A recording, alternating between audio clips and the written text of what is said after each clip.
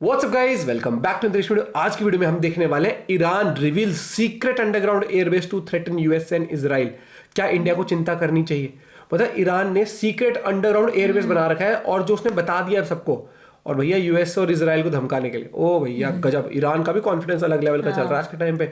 तो let's see क्या कुछ है पूरा मामला। Get set fly fact channel से वीडियो है, वीडियो को कर दें लाइक, चैनल में तो प्लीज सब्सक्राइब। 1 2 3 let's go. मान लो इजराइल ईरान के अंडरग्राउंड न्यूक्लियर साइट को बॉम्ब कर भी लेता है, तब भी इजराइल को 1 घंटा लगेगा अपने एयरबेस पर वापस लौटने के लिए। लेकिन ईरानी मिसाइल्स सिर्फ 7 मिनट में ही उनके पूरे स्ट्रिप को ही तबाह कर देंगे। ये है ईरान की चेतावनी इजराइल को। हेलो फ्रेंड्स, मैं हूं गौरव और लॉन्ग स्टोरी शॉर्ट, ईरान अपना खुद का एक अंडरग्राउंड न्यूक्लियर बेस बना रहा है। बेस भी नहीं, ये तो एक पूरा का पूरा अंडरग्राउंड न्यूक्लियर सिटी होगा। सो नवंबर 2021 को अमेरिकन और इजरायली इंटेलिजेंस ने ईरान के कैपिटल तेहरान से 300 किलोमीटर दूर नतांज के बंजर रेगिस्तानी इलाकों में कुछ सस्पिशियस एक्टिविटीज ऑब्जर्व की। एंड यू नो, वहां के सैटेलाइट इमेजेस पर उन्होंने जब थोड़ा सा गौर किया, तब उन्हें कुछ ट्रक्स, वाटर टावर्स और कंस्ट्रक्शन के मशीन्स दिखाई। अब इन फोटोज को देखकर अमेरिका सचेत हो गया, क्योंकि नाटांज का ये इलाका वही साइट था जहां पर नवंबर 2021 में ईरान न्यूक्लियर बॉम्ब्स बनाते हुए पकड़ा गया था, और इसी वजह से यूएसए ने उस पर इकोनॉमिक सैंक्शंस भी लगाए थे। सो अमेरिका क्लियरली ये समझ गया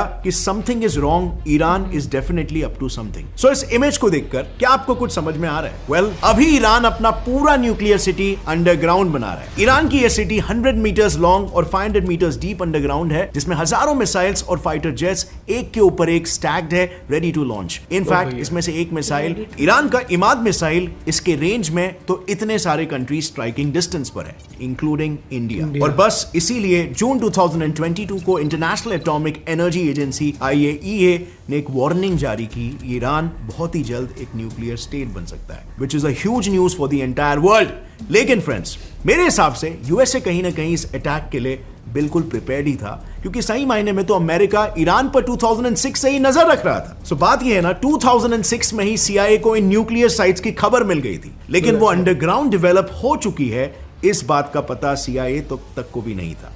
लेकिन फिर 2021 में जब ये सैटेलाइट इमेजेस रिवील हुए, तब ये बात दुनिया के सामने आई, और फिर तो 2022 में IAEA के वार्निंग के बाद ईरान के इस अंडरग्राउंड न्यूक्लियर सिटी के बारे में काफी बातें सामने आई। अब इसमें जो सबसे बड़ी और सबसे शॉकिंग बात है ना, वो ये है कि उन्होंने पूरे के पूरे साइट को जमीन के अंदर इतना गहरा डेवलप किया है कि वो साइट न्यूक्लियर और साइबर अटैक प्रूफ है। अब अमेरिका और इजराइल ने तो इस न्यूज पर ईरान को वार्न कर लिया। यू नो, सिंबॉलिकली जनवरी 26, 2023 को अब तक का सबसे बड़ा जॉइंट मिलिट्री एक्सरसाइज कंडक्ट करके, इस जॉइंट एक्सरसाइज में दोनों भी कंट्रीज ने अपने बेस्ट एयरप्लेन्स को यूज किया, जैसे F-35 और B-52, जिन्हें टनल बस्टर के नाम से भी जाना जाता है। बेसिकली ईरान को बताने के लिए कि अगर आप टनल बना सकते हो तो हम टनल बर्स्ट करना भी जानते हैं। लेकिन अमेरिका की इन धमकियों से ईरान नहीं डरा। उल्टा ईरान के chief of armed forces staff major general Mohammad Bagheri ने तो इसके जवाब में एक वीडियो रिलीज किया, जिसमें उन्होंने यूएस इजराइल को धमकाते हुए अपने ईगल 44 नाम के अंडरग्राउंड मिलिट्री बेस को ही रिवील कर। इस वीडियो से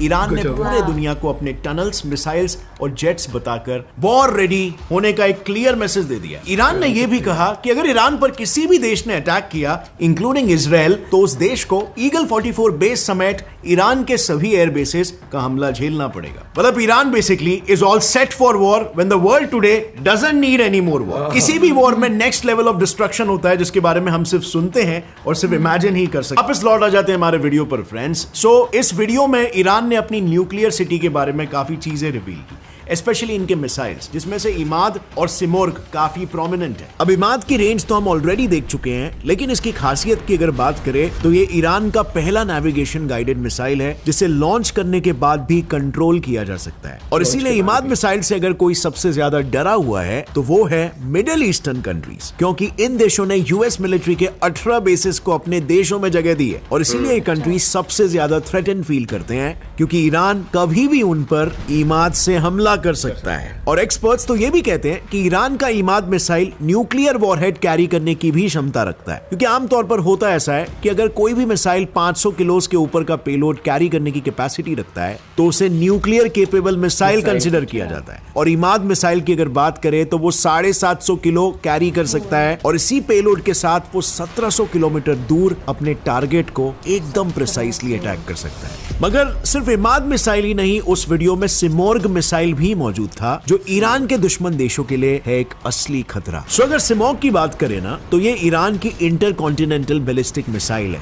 जिसका रेंज 4000 से 6000 किलोमीटर है। मतलब इस मिसाइल के ऐड होने से ईरान अब दुनिया का 9th कंट्री है जिसके पास ICBM है। यानी ईरान के रेंज में अब ना सिर्फ US और एशिया है, बल्कि साथ ही साथ यूरोप के सभी मेजर सिटीज भी है। एंड अगेन, अगर मिसाइल ICBM है तो उसका न्यूक्लियर केपेबल होना तो बाय डिफॉल्ट तय ही है। और बस इसीलिए कई सारे नेशंस, स्पेशली USA और इजराइल, इस न्यूज के बाद अलर्ट हो चुके हैं, क्योंकि एक तो ईरान और इजराइल नेचुरल एनिमी कंट्रीज है और ऊपर से ईरान से एनिमिटी की वजह से USA और ईरान के बीच भी डिप्लोमेटिक टाइज कुछ खास नहीं है। और ये कहानी कोई आज की नहीं है, ये ईरान और USA के बीच का conflict goes all the way back to Islamic revolution in Iran. तो इस्लामिक रेवोल्यूशन ईरान में शुरू हुआ था 1979 में, जब ईरान में वहां के राजा शाह महमूद को हटाने के लिए मैसिव लेवल पर वायलेंट प्रोटेस्ट होने लगे। अब शाह महमूद ये अमेरिका का एक काफी क्लोज एलाय था, एक पपेट था, तो उसके हटने से अमेरिका की ईरान से पकड़ भी छूट गई। और बस इसीलिए अमेरिका ने अगले ही साल ईरान इराक वॉर में इराक को वेपन सपोर्ट देकर ईरान से बदला लिया। लेकिन ये सब देखकर ईरान बिल्कुल भी चुप नहीं बैठा। उसने भी 1983 में लेबनान के US बेस पर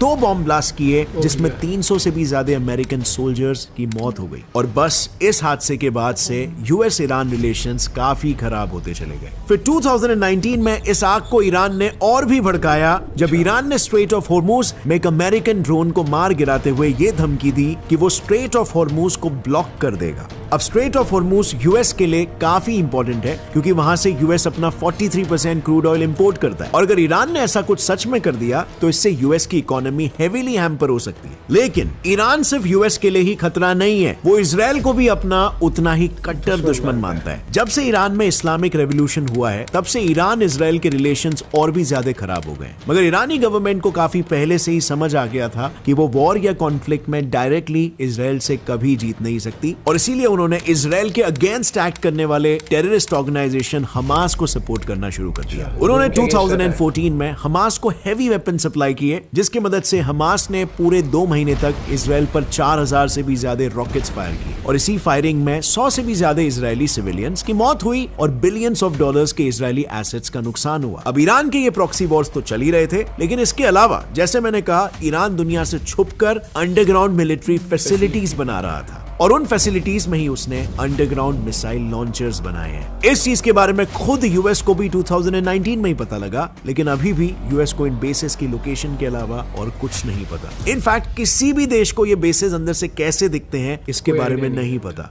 लेकिन वहीं पर कुछ एक्सपर्ट्स का ये कहना है कि ये ईरानियन बेसेस US के अंडरग्राउंड फैसिलिटीज जैसे हो सकते हैं। सो हम इन जनरल एक अंडरग्राउंड बेस कैसे काम करता है, ये US के शियन माउंटेन कॉम्प्लेक्स के वीडियो को देखकर समझ सकते हैं। तो ये है US का शियन माउंटेन कॉम्प्लेक्स, जो एक अंडरग्राउंड मिलिट्री बेस है। अब ये फैसिलिटी 2000 फीट जमीन के नीचे पूरे 5 एकड़ में फैली हुई है। इसमें 3 फ्लोर्स के 15 बिल्डिंग्स बने हुए हैं, और इन बिल्डिंग्स की खासियत ये है कि ये 3000 स्प्रिंग्स पर बने हैं, जिससे ये पूरा का पूरा कॉम्प्लेक्स कंप्लीटली अर्थक्वेक प्रूफ और ब्लास्ट प्रूफ है। और यही नहीं, यहाँ पर कॉम्प्लेक्स लीजर का भी उतना ही ध्यान रखा हुआ है, क्योंकि यहाँ के साइंटिस्टों के लिए यहाँ पर जिम, लग्जरी डाइनिंग रूम और यहाँ तक की चैपल भी मौजूद है। इनफैक्ट ये कॉम्प्लेक्स इतना ब्यूटीफुली डिजाइंड है कि यहाँ इंटरस्टेलर और टर्मिनेटर जैसी मूवीज की शूटिंग भी हुई है। लेकिन अब अगर हम इस ईरान वर्सेस US इजराइल की सिचुएशन को IR के पर्सपेक्टिव से देखने जाए, तो ये सिचुएशन चिकन गेम थियरी में कन्वर्ट हो गई। बेसिकली इस थियरी के अकॉर्डिंग 2 राइवल देश जब एक दूसरे के आमने सामने कोलाइड करने की सिचुएशन पर रहते हैं,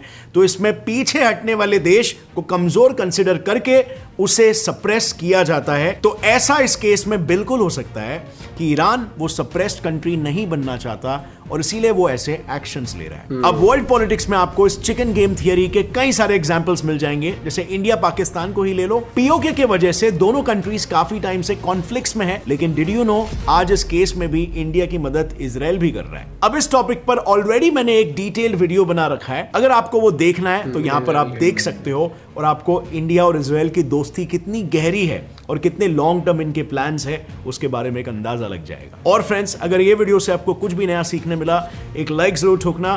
गेट सिंपल फैक्ट चैनल को भी सब्सक्राइब कर लो और बेल नोटिफिकेशन। भाई साहब, ईरान ने मतलब कि पूरा वैसा ही बना जैसे अमेरिका के पास भी है एयरबेस, और किसी को नहीं भनक लगी। और एक उनको पता लग गया था कोई न्यूक्लियर फैसिलिटी बना रहे हैं, वो पकड़े गए थे एक बार ईरान, यूएस ने जब सर्वेलेंस किया होगा। लेकिन इन्होंने अब क्या करा, इनने कह दिया लो भैया अब तो हमने बना ही लिया है, तुम देख लो।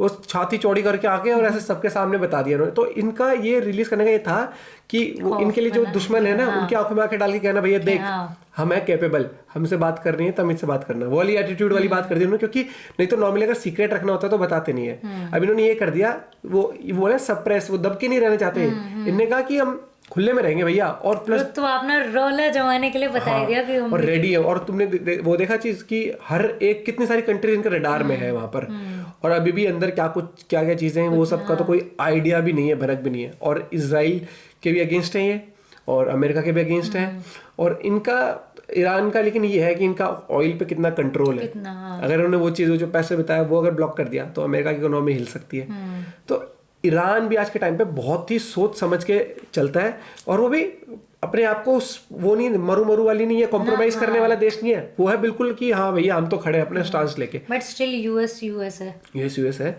और ये चीज देखो कि कैसे और अब किसी तो भी जैसे कंट्री का इसने पता बता ही लगा दिया ना, अब तो और सब अलर्ट हो जाएंगे। मुझे फिर भी ये लगता है भैया ये वो एरा नहीं है वॉर का। मैं चाहता हूँ यूक्रेन रशिया का भी खत्म हो, क्योंकि अगर किसी लीडर का दिमाग खिसक गया और उसने कर दिया न्यूक्लियर का इस्तेमाल, भाई किसको नुकसान हो रहा है, किसको। और एक बार अगर किसी ने न्यूक्लियर का इस्तेमाल कर दिया दूसरी कंट्री भी नहीं रुकेगी, और फिर वो मंजर ही अलग होगा, मुझे पता है। तो मेरे को ये लगता है इट्स हाई टाइम इन चीज़ों से ऊपर उठ के चलना चाहिए। 100-200 गज की जमीन के लिए वो हालत ना करने किसी भी देश की आपस में लड़के की, कुछ ना बचे, खत्म। स्ट्रेटेजिकली करना चाहिए जो भी हो और तरीके से। और इट्स हाई टाइम कि थोड़ा सा इसमें गवर्नेंस है, सारी चीज़ की है। और मुझे लगता है कि आजकल कंट्रीज भी ना लड़ाई से ज़्यादा अपने आप को ज़्यादा स्ट्रॉन्ग दिखाने के लिए भी करते हैं चीज़। बाकी आपको क्या पॉइंट ऑफ व्यू इस बारे में जरूर बताना। वीडियो पसंद आई तो लाइक करते, gets a fly fact channel पे ऐसी अमेजिंग वीडियोस देख सकते हैं, सजेस्ट भी कर सकते हैं। Bye bye, take care.